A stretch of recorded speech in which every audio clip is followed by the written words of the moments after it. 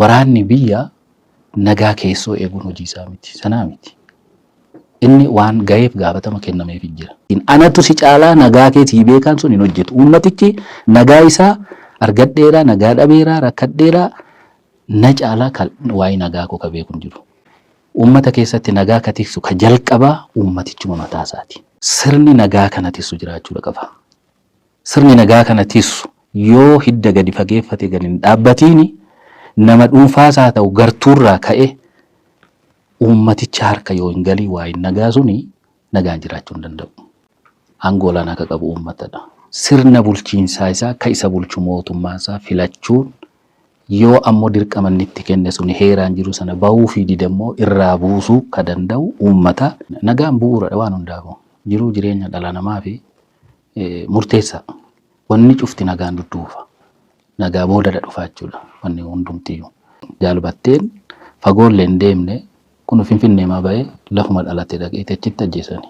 Seerri boordii filannoo sunis seerri biyya kanaas hanqinoota numa qaba. Hanqinuma sana keessatti garuu dhugaa fi haqa qabeessi filannoon akka gaggeeffamu waan nurraa eegamu hundasaa gochuudhaaf ABO'n barsiisaas jira uummata. Anumas bilisoomsaa ka jedhu miti namni nama bilisoomsu abbumatu bilisoomsa.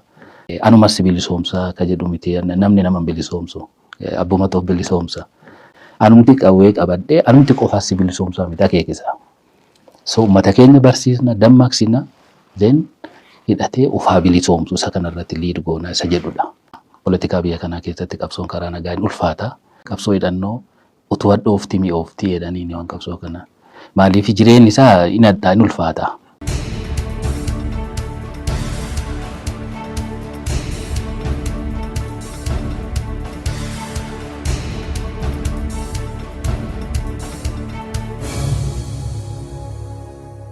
Adda bilisummaa Oromoo akkuma hojii masaa dhaabbataa duraan hojjetu ammas ittuma fufeeti jira. Akkuma beekamu adda bilisummaa Oromoo irra guddaa qabsoo hidhannoo irratti waggaa dheeraa kan inni dabarse. Har'a garuu keessattuu bara 2018 asitti qabsoo karaa nagaatti keessatti qooda isaa kennaa jira. Isa kana keessatti jaarmiyaa isaa jabeeffachuu, uummata isaa barsiifachuu, hojii masaa idilee sana wanti keessaa hanqate yoo jiraate qabsoo hidhannoo sana qofatu keessaa hir'ateera gama dhaabaatiin kallattiin akka duraanii qabsoo hidhannoo kallattiin inni ittiin hoogganu ittiin gaggeessu hin jiru. Damee sana qofatu keessaa hanqate sanaan alatti hojiin adda bilisummaa Oromoo inni duraanii mooraalee yeroo waliin jabaachaa waan itti fufaa jirudha. Waan adda keessaatti hafuu hin jiru. Ammaan kanammoo bara 2026 kana keessa filannootu nu dura jira.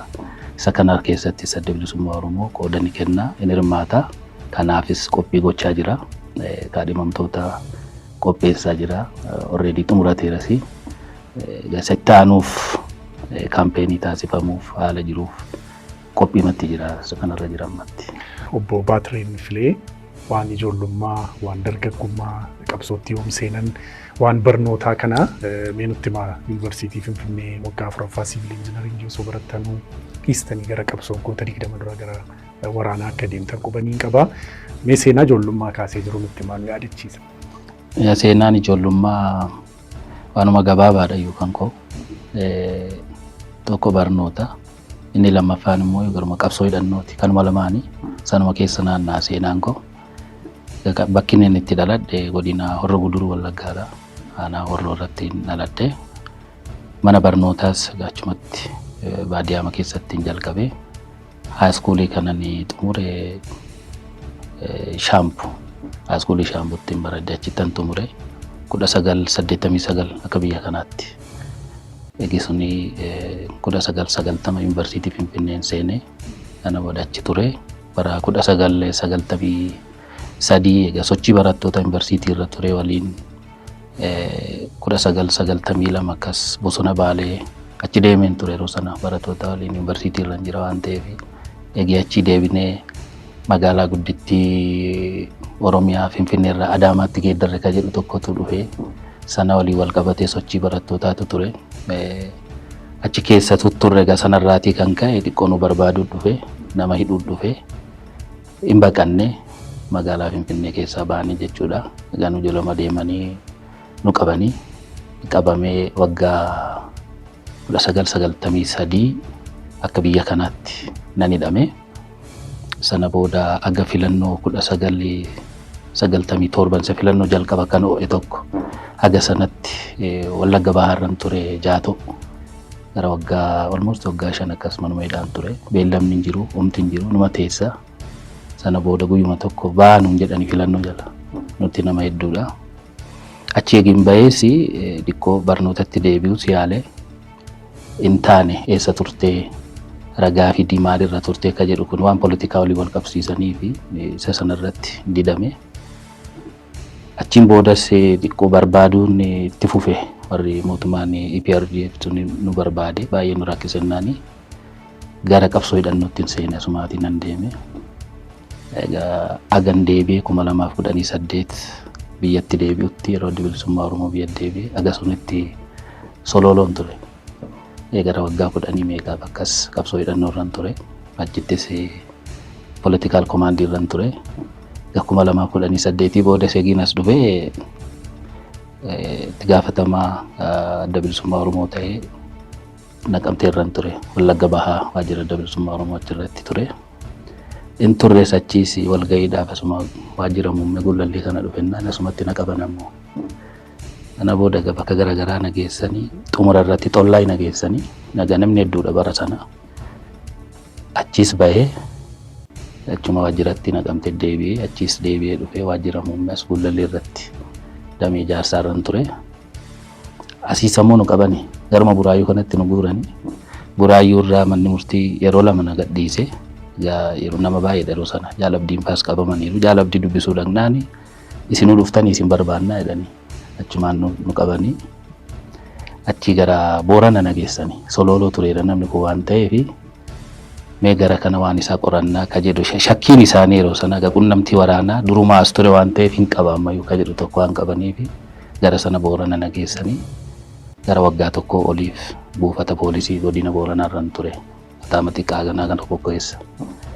Achii booda egaa iyyatumaan hordoffiidhaan gara Shashamannee mana hidhaa na fidanii dhaddacha kibbaa achidha. Mana murtii waliigalaa Oromiyaa irratti na himatanii.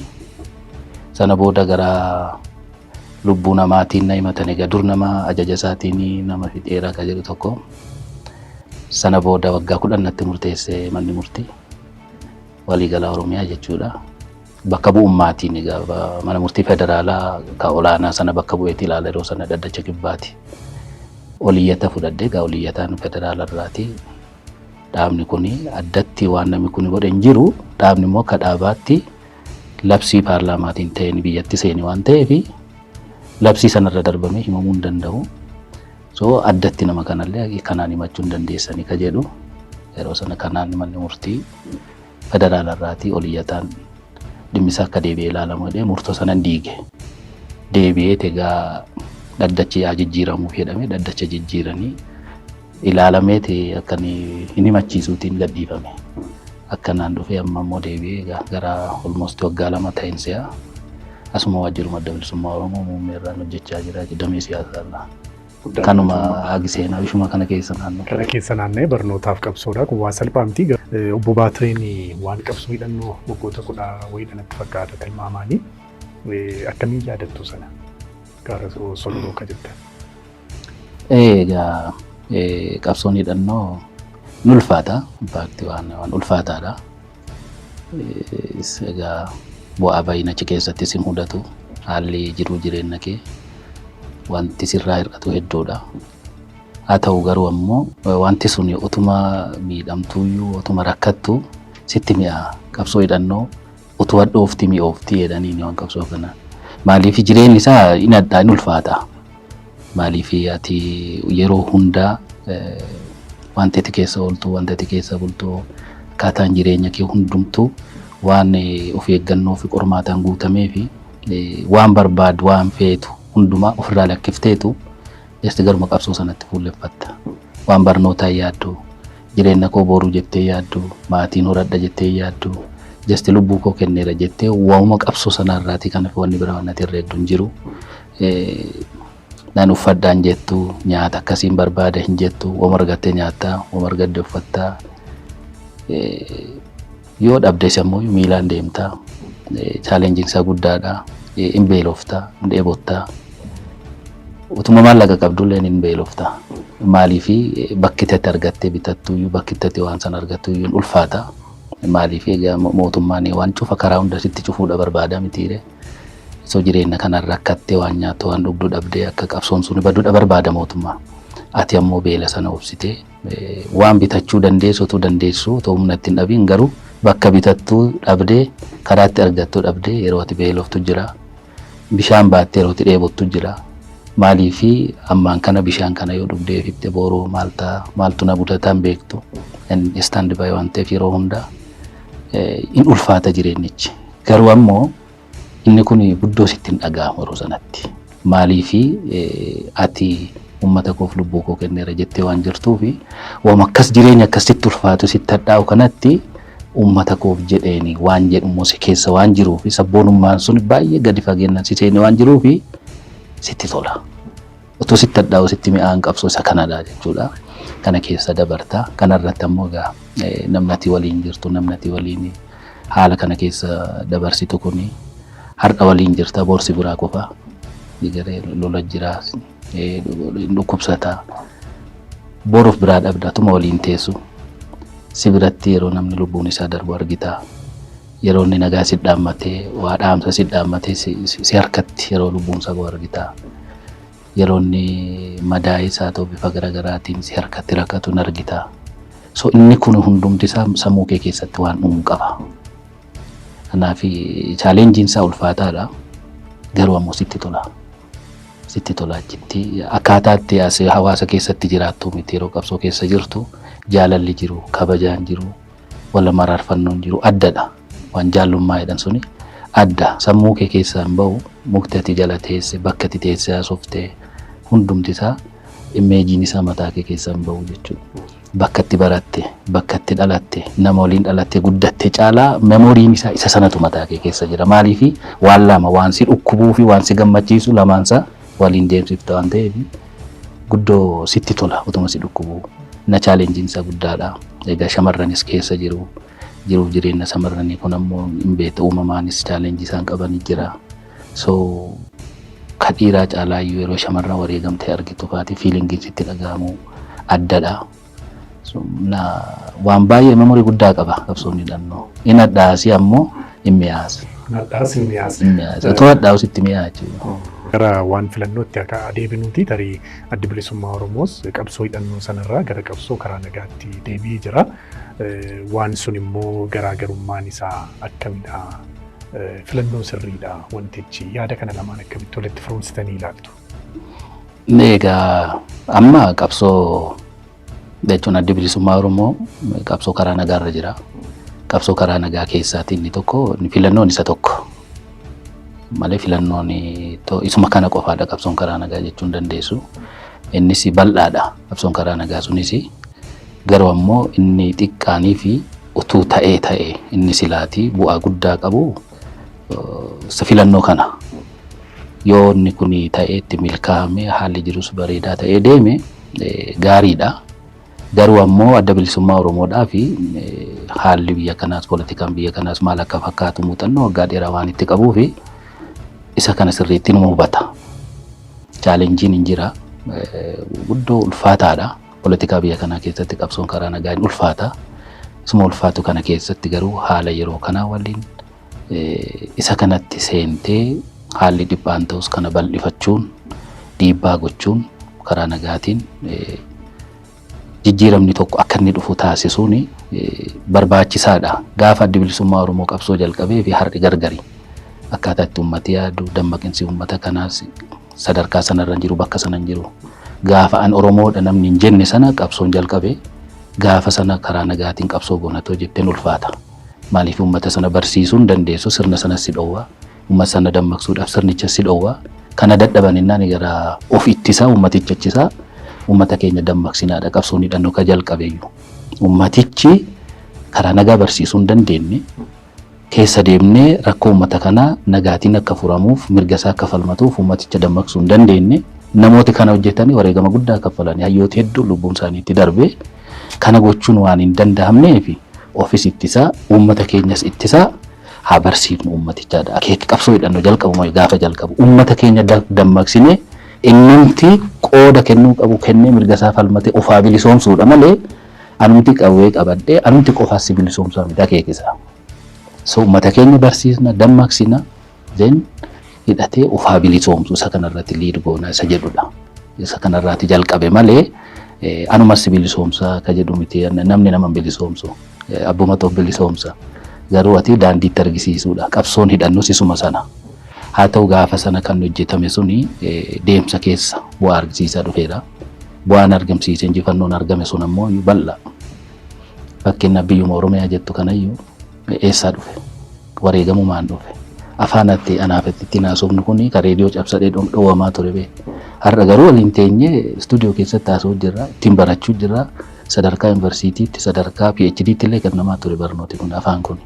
So inni kun eessaa dhufee yoo jette nu har'atti dhimmaa baanu malee wareegamatti kaffalaniitti ka kana nuu fidanii jechuudha malee sirnichi tola nuu kenneeti miti. So gaafa sana kun hin jiru. Har'a immoo sadarkaa kanarra geenyeerra. So rakkoon jiraatus bakka amma geenyerra dhaabbannee garuu karaa nagaa kanayyuu furmaata fiduun hin danda'amaa. In dhiibbanna waan kana jedhameeti kanatti deemamaa jira jechuudha. Garuu immoo waan hundisaa qajeeleera jechuuf osoo hin ta'in qajeelchuudhaafis wareegamatti kaffalanii itti deemuun dirqama. Kanaaf amma itti deemamaa jira. Hagam nama deemsisaa isa fuuldurumatti waan ilaallu ta'a hagam sirni kuni kanaaf banaadhaan jedhu faakti lafa jiru walumaan arguu jirra. Dhuguma garam nama deemsisa waan kun ka'edhu immoo fuuldurumatti waan ilaalle abbaan seeraa ummatichuma ta'a jechuudha. Ayya ulfaadhaa. Egaa obbo Baatiriin tarii adda bilisummaa Oromoo ABO'n filannoo kanaaf hagam qophiidha? Maal maaliin qophaa'e? Eessatti dorgoma? Maal irratti hojjettaniittu wanti chaalenjiinoo maalidha? Wanti milkaa'e maali ka jedhu kana mee sirriitti nuu kaasaa? Addi bilisummaa Oromoo bakki inni itti dorgomu Oromiyaa keessa guutuu godina hundarratti dorgoma.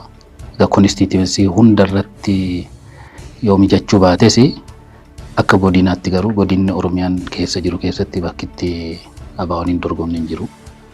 Lammaffaa immoo Finfinnee keessattis nama baay'ee qopheeffateera. Already certified ta'aniiru. Dirree Dawaa dabalatee warri kun egaa xiqqoo federaala jala jiru jedheeni. Kaan naannoo Beenishaangul Gumuz keessattis hin dorgoma. Naannoo Amaaraa keessatti Kamisee keessatti hin dorgoma. Oromiyaa qofa osoo hin taane naannolee federaala jala jiranis Oromiyaatii ala warra jiran keessattis bakka hundatti hin dorgoma.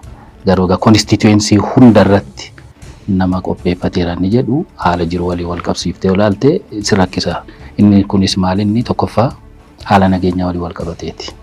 Haala nageenyaa walii wal qabatee bakkoota hedduutti namoota akka barbaaddetti utuu jiranii dhiyeeffachuun si rakkisa. Sababiin isaa yaaddoo keessadha jira namni. Har'a filannoo kana dorgomuu miti. Caasaa qabnuun haala jiruun hordofna bakka hundatti waan ta'eef namni baay'ee galuuf yaadda'eera. Yoo namuu filannoo kana seenee dorgoma ta'e hojjetaa mootummaati yoo ta'e wabiin qabu boroo jirraa ari'uu danda'u. Ooma jiruudhaas kuni hin geeddaramne biyya kana keessatti hagammaatti. So kanarraa kan ka'e tarii maatiin irraa faca'a rakkoota na mudata akka jedhuunis namooti of qusatu. Ta'u humna namaa qabdu kana guutuutti filannoo kanarratti hirmaachisuudhaaf yaaddoo qaba namni waan ta'eef isa kanarratti si rakkisa. So kanaaf warra wareegamatti fudhatee isuma kana ofitti fudhatee jedhe kana filannoo irratti akka dorgomani tahee jechuudha. Malee dhabe namaa jiraatee miti uummata Oromoo keessatti kana gochuudhaaf. Kanaafi kaadhimamtoota bakkoota kan hundarratti qopheeffateera adda bilisummaa Oromoo jechaafidha. Lammaffaa qophii gara biraatiin isa kana miseensa isaa barsiisuu inni amma kaampeenii seenamee jira uummata bal'aa immoo miidiyaadhumatti dhimma baatee barsiisaa deemta haala filannoo kanarratti. Yoo dhuma filannoodhuma dhugaa fi haqa qabeessa ta'uu baates waan filannoo kana namni beekeera hin beeka. Korojoonis haatamaa dhufee argeera akkatti korojootanis uummata kanatti nimtu amma muuxannoo sirnoota biyya kana keessa darbanii hin beeka argeera waan ta'eef. So kanaafi akkatti filannoo gaggeessanii akkatti filannoon kunis hatamu akkatti haalli garaagaraa rakkoon garaagaraa uumamu beekeera. Isa kana keessatti dhagaa gaatii qabawanni filannoo kana gaggeessinu ammaan kanas jechuudha qooda kan keessatti fudhannu gama keenyaani nagaan filannoon kuni haqa qabeessa ta'e bilisa ta'e akka xumuramuu fi waan gochuu qabnu gorsuurraa kaasnee orienteeshinii miseensota keenyaaf kennuurraa jalqabnee agaa warreen filannoo kanarratti hirmaatanii qajeelchuu irratti seera biyya kanaa keessatti hanqina qabaachuu danda'a. Hin qabas seerri boordii filannoo sunis seerri biyya kanaas hanqinoota numa qaba. Hanqinuma sana keessatti garuu dhugaa fi haqa qabeessi filannoon akka gaggeeffamu waan nurraa eegamu hundasaa gochuudhaaf ABO'n barsiisaas jira, uummata isaas barsiiseera, miseensota isaas qajeelcheera. Isa kanaaf qophii gochaa jirra. Gama kanaatiin jechuudha. Kan nu hafanis ittuma deemamaa jira. Kaan egaa akkuma beekamu adda bilisummaa Oromoo already hidhaama ture. Dhaabichumtiyyuu haguma dhiyoo kanaatti malee jechuudha. Hidhaan isaa tokkoffaa waajjiran qabu. Waajjirri isaa guutuu Oromiyaarra jiran cufameera. Waajjirri muummees dhiyoo kan inni baname.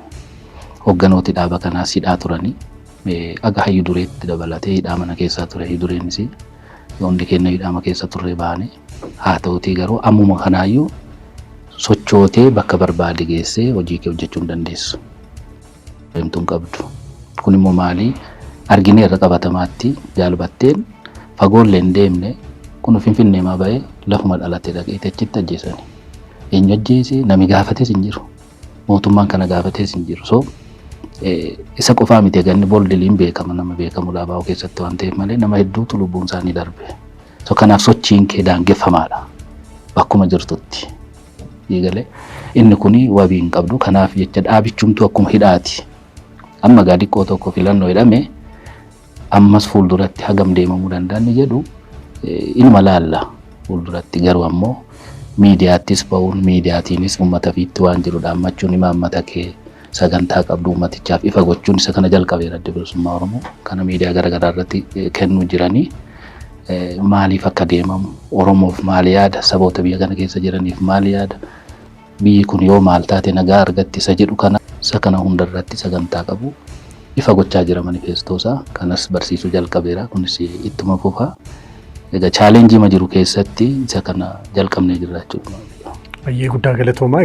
Maal isinirraati eegna akka keessanitti nagaan nuti kuniyyuu hawaasa isin dhaga'uuf fageenyarra dhiyeenyarra jiraniif gama keessaniin isa jedhu kaasna. Qaamolee mootummaa dhimmi ilaallatummoo akkuma kana finnee qabxiiwwan isin amma akka kaastan sanarratti isin maal gochaa jirtu kun maaliif kana ta'e ka jedhus marsaa wanti antanii taasisaa waan ta'eef. Tole waan nagaa ilaalchisee nagaan bu'uuradha waan hundaafuu jiruu jireenya dhala namaa fi murteessa. Wanni cufti nagaan dudduufa. Nagaa boodadha dhufaa jechuudha. Wanni hundumtiyyuu. Uummati nagaan qabu taanaan naannoon kee nagaan qabu taanaan jireenyatti jiraachuu dandeessu. Jireenyi gammachuu hin jiru. So akka ABO'tti adda bilisummaa Oromoo nagaan kun akka dhufuu fi biyya kana keessatti nagaa waaraan akka jiraatuu fi yaadi jiru tokko karaa bulchiinsa siyaasaatiin jechuma gabaabaan yoo ta'u uummati aangoo olaanaa akka qabu uummatadha. Sirna bulchiinsaa isaa akka isa bulchu mootummaa isaa filachuun yoo ammoo dirqama inni itti kenne sun heeraan jiru sana bahuu fi didammoo irraa buusuu ka danda'u uummata. Uummati mirgi kun aangoon kun kabajamuu fi qaba. Tokko kana bulchiinsa siyaasaa irratti. Lammaffaa waan dinagdee irratti biyya kana keessatti dinagdee itti fayyadamaa ta'uu qaba uummati. Qabeenya biyya kanaa itti fayyadamaa ta'uu qaba. Guddina biyya kanaa keessa qooda qabaachuu qaba. Guddinichi biyyachaafis waan gochuu qabu, waan isarraa eegamu baachaa, gama biraan ammoo waan silaatii argachuu qabu, qooda keessa argachuu qaba uummati. Isa kanatti amana adda bilisummaa Oromoo. Isa kanaafis inni hojjetaa jechuudha. Gama nageenyaatiin nagaan jiraachuu qaba. Yoo nagaan hin jiraatiin waa'een bulchiinsa siyaasaa, waa'een dinagdee, guddina biyya kanaa jennus yoo nagaan jiraatiin hin jiru. Sanaaf nagaaf ammoo dursa kenna. Uummatis jiraachuu hojjetachee buluu kan danda'u yoo nagaan jiraate. Nagaan kun jiraachuudhaaf ammoo iyyuu sirni nagaa kana tiisu jiraachuu qaba. Sirni nagaa kana tiisu yoo hidda gadi fageeffate gadi hin dhaabbatiin nama dhuunfaas haa ta'u gartuurraa ka'e uummaticha harka yoo hin galii waa'een nagaa suni nagaan jiraachuu hin danda'u. Kana gochuudhaaf ammoo iyyuu fakkeenyaaf uummata keessatti nagaa ka tiksu ka jalqabaa uummatichuma mataa isaati. Isa laallata kallattiitiin anatu si caalaa nagaa keetii beekan sun hin hojjetu. Uummatichi nagaa isaa argadheeraa, nagaa dhabeeraa, rakkadheeraa na caalaa waa'ee nagaa koo ka beeku hin jiru. Anatu nagaa tikfata ofii fedhee ni beeki nama biraa fedhee miti. Yoon ani immoo nagaa ta'e inni tokkos nagaa ta'u hundinuu nagaa ta'a. Kanaaf gaafatama guddaa akka qabu uummaticha. Uummatichatti aanee ammoo kan nagaa tiksu poolisii. Poolisii jira. Poolisii uummata gidduu gala godhate jechuudha. Poolisiitu nagaa tisa. Nama nama reebu, nama hatu, nama ajjeesu, yakkoota garaagaraa ka to'atu, ka seeratti dhiyeessu. Uummaticha waliin ammoo ka qindeeffatu isa kana. Uummati nama hatu, nama reebu, nama ajjeesu tokkooni na ajjeesu dhiisiin jedhu. Inni ni mata rakkoosaa. Isa kana ka tiksu jiraachuudha qaba. Walaba ta'e tokko jechuudha. Isa kanarraa kan darbe waraanni biyya nagaa keessoo eeguun hojii isaa miti. Sanaa miti. Inni waan gaheef gaafatama kennameef jira. Har'a garuu biyya kana keessatti wanti nagaa eegus dhimmi nagaa, dhimmi daangaa, dhimmi dantaa biyyoolessaa, dhimmi maaloo eenyu harka? Koffii adii diimaatti naqanii uummata keessa gadhiisanii ittiin terroraayiz godhu jechuudha. Sanarraa baratee beeki milishaan ganda keessaa kan inni uleen sidhaanaa oolu fayyuma miilaan si dhiitu. Achii barate yoo sun achiitiin sirraa'ini sunillee akkamitti sirraa'a? So inni kuni bakka isaa qabachuu qaba heeraaf seera qabatee bakka isaa yoo argatee jedhe hunduu bakka isaa hojii isaa yoo hojjete nagaan kun hin dhufaa jedhee amanaa jechuudha adda bilisummaa Oromoo. So isa kanadha ka walii galatti waan biyya kana keessatti filannoo dhufu kanaaf qofa otoo hin ta'in walumaa galatti akkaataatti biyyi kun deemuu qabdu akkaataatti biyyi kun gaggeeffamuu qabdu irratti akka dhaabaatti seeruma biyya kana keessatti hojjechuu jira dhaabni kun ammatti. Hanqina hin qabu seerri biyya kanaa heerri biyya kanaa jennee miti. Sanuma keessatti hojjeta. Isuma sana keessatti seerumaan qabsaa'ee seera sana geeddaruu seera sana fooyyessuu keessatti waan hojjeta. Bakka hanqinni jirutti. Isa kanaaf daandiin banamuu qaba. Kaan lola jiru kanarratti lolli dhaabbachuu qaba. Lolli kun immoo kan inni dhaabbatu mariidhumaani. Qaamni lola kana keessatti hidhatee lolu sunis marii kana keessatti qooda qabaachuu qaba. Qoodi suni ammoo mariin sun ammoo dhugaan onnee irraati rakkoo sana furuu isa jedhudha. Sunis kophaa isaa ta'uun ta'an stakeholderii hedduutu jira jechuudha. Isa kana keessatti hundi wal ga'ee inni kun akkaataatti furmaata argatudha malee callisteetuma nama tokkoon kootu galii qawwee lafa kaa'ee gali jettee abbaa barbaadde hiite abbaa barbaadde keessaa jeeftee abbaa barbaadde aangootti kennite isa kanaan gargar qooddee rakkoo hambiraa uumuu otoo hin taane qaamuma biraattuu kennanii hoo. Injira beeku waan kana furuu kan danda'u beekumsi isaa jira dandeettiin isaa injira. Aadaama keenya keessa yoo injira sirnichi akkatti ittiin xumuruuf sana sanumaanuu xumuramuu hin danda'a. Isa kanarratti addi bilisummaa Oromoo waan isarraa eegamu ni taasisa. Waan gochuu qabu seeraanis haa ta'u aadaanis waan isarraati eegamu cufa baachuuf qophiidha yeroo kamii caala kana hin goona. Kanammoo uummata keenya keessatti sin barsiifna miseensota keenya sin barsiifna. Egaa rakkoon hin jiru jechuu hin dandeenyu. Rakkoo jiru sanammoo akkaataatti yeroo furamaa deemu abaa'uun hojjetaa jechuudha. Baay'ee galatoomaa karaa hundumaa milkaa'aa jechuun jaalladha. Egaa